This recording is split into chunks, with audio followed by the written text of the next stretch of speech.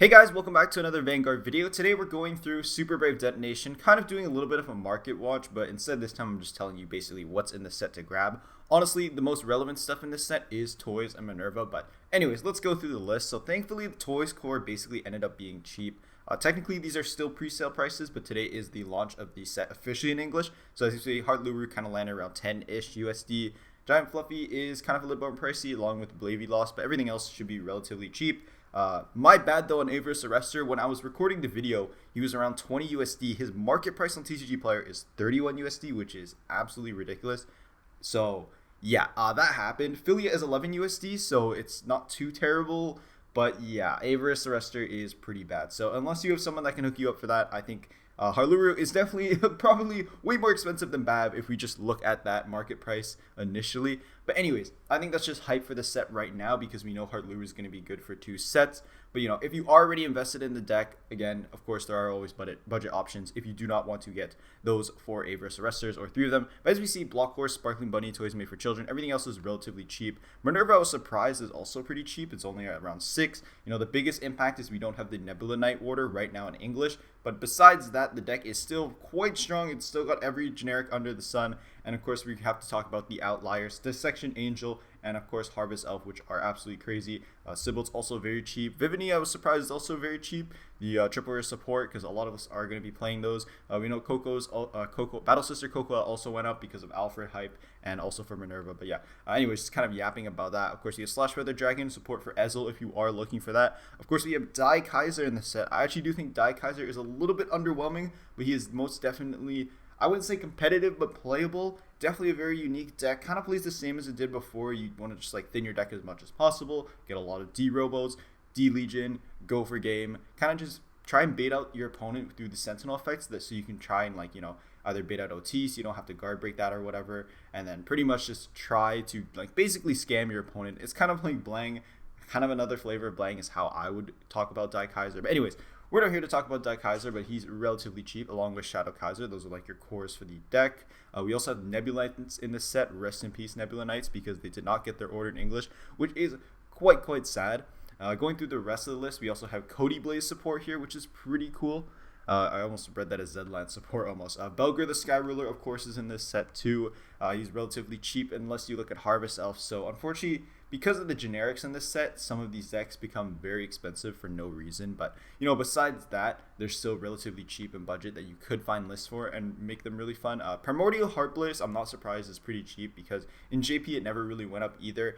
It is kind of niche, but it's still a really good rig list piece. It's just a lot of, like, meta decks right now aren't really using it, and it's not too splashable because it's really restrictive. In case you don't remember, it's basically only for Stride deck sets and encounters as, like, kind of basically the cup you could use before Gradius Gardale in drop, but pretty much, you know, you can only use that for only glitter or encounter decks. So yeah. Oh, sorry, not glitter, only encounter decks. I forgot the first wording for this card. This card got revealed a long time ago. And then of course we have the generic Direful Dolls, and you know, I mean, this Direful Doll is basically just Gungaram 2.0 in case you missed that from the last. And then we have the generic. So I'm going to sort by highest price first before I start yapping more. Or best selling. Okay, if we go through best selling, I'm not surprised. Toys is up here. Dissection Angel is definitely the outlier. A lot of people were looking at this because this card is really good in Manurva. It's just a good Keter generic, and we know we will also see it in Leo Draconis when that comes out. So not surprised that it's really high. I know a lot of people will complain about this because it's a Keter generic. Of course, like why not? Like this card being $40 is ridiculous, and like as a res player seeing this is like, wow, they hit res and now they're like making you buy a $40 USD generic. Crazy. Anyways, so that pretty much is the biggest outlier. We also have Harvest Elf here. Harvest Elf has kind of settled around 21, and I'm hoping it'll probably stay around there. Really, Harvest Elf is mostly for Belger. We saw it in some Ashnashion lists. Usually you're at around like 2-ish, so you don't need that many.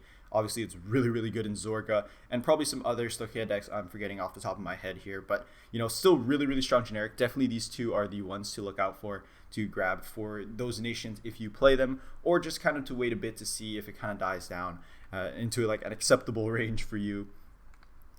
But yeah, you know, we got the SECs, you know, they're usually around the same price. We have Battle Monk of Water Scales. Varga honestly has not really been playing this because again, it's like the theory craft with CC that we had the problem with Caliburn, where you do want CC, but it's really awkward because like this is on hit. At least Caliburn's on command, but by the time you need that CC, it's probably in a really awkward position, and you could be playing other more consistency pieces that will draw you cards to help you live. So yeah, I do have a Sybil list in a video that will come out probably next week. I'm not sure when I'll finish it. That does play a few of these, but really not too many Dragon Empire decks really play it right now. Direful of Finley is basically Gungaram 2.0. Haven't really seen it in too many lists, but it is a really good generic. Might have application in premium, probably not, but maybe, who knows. And that's pretty much it for the generics. Which one am I missing here? So we had Keter, Dark States, Dragon Empire, Stakea. What's the last one I'm missing? Hold up. Oh, the Brandt Gate one. So the Brandt Gate one is the one for Ava, which is the back row intercept. I believe it should be on the second page. Let's see here. Oh, Sybil SEC. Maybe at the sort by best. Oh, here it is. Spotless Cleaner Regalia. So this card is pretty good. I think you should pick it up if it's relatively cheap right now. It's about 5 USD. It's kind of cheap. I wouldn't say it's that cheap. Basically, this is your back row intercept for Ava that recurs itself. So Combine is still played in the list. Some lists did end up cutting Combine from like the recent WGPs in JP, but most of the time you will still see these in Ava lists. And Combine as well. Mostly this card, because this card's a recurring booster. Yeah, is a 13k booster, which is really nice. And of course, intercepting from the back row is an extra 5k shield, which is very nice. So really, I haven't seen this in any other list. Oops, only basically Ava pretty much. And I think in terms of picking up generics, unless you're an Ava player, you don't really need this, honestly, is pretty much what I'm saying. So that pretty much is it from me for Super Brave Detonation. There really isn't too much to talk about. I will be trying to put out as many deck guides as I can in the coming days or weeks. I do want to get one out for Astation and maybe for Virgilla. I think Virgilla might be a little bit of a shorter video, and I know like other people have already made content on Virgilla, and I think Astation is a really cool entry product that is a little bit challenging for beginners, but is still really great to get into the game. So yeah, honestly, I think set 9 looks a little bit more tame than I thought. Dissection Angel was definitely around 50 before, I believe, which was absolutely crazy. Harvest Elf dropping down to 20 is a little bit more reasonable. But yeah, besides that, if you actually look at like best match or going through the set, the cards aren't actually that expensive. The generics in this set, are really good for their respective nations, but none of them are really crazy high except for Dissection Angel and Harvest Elf. Stakea and Keter Sanctuary. So in terms of everything else, it actually is relatively cheap, and I think the set will settle down. First week of set is usually when it's prices are still getting figured out, especially because of pre-sale, and then it'll settle after like a week or two. But yeah, if you look at all the prices for everything else, it's actually quite cheap. There's actually not too much value in this set because those generics are really good, but they're very restrictive. And honestly, because people know, like in this set, especially because we know we have JP prices to price on as well, and like we referenced and compared to that, DZ set 9 really doesn't have that much to offer. I think if you're a big fan of the Youthquake decks or Daikaiser, it's a really hype. Of course, Manurva is amazing, Harluru is amazing, but really besides those two decks, there isn't anything like too meta breaking or relevant in this set. But anyways, thank you guys so much for watching. Let me know what you're picking up from DZ set 9. I think for me, it's basically just Harluru, and like I'll think about Dissection Angel. Really, I don't know if I've tried res with painkillers. I've tried the pre-hit res list, and it was quite sad. But I'll try my best to see because I really want to play the deck still. So probably that and Harluru is what I'll be sticking on. I still got Ava updated, and we'll probably just grab 2 of the generics to just like throw in there and call it a day. But yeah, that's pretty much it for me for Vanguard. Let me know, guys, again, what you're getting from DZ set 9. Like and subscribe, all that stuff, and I'll see you again in another video.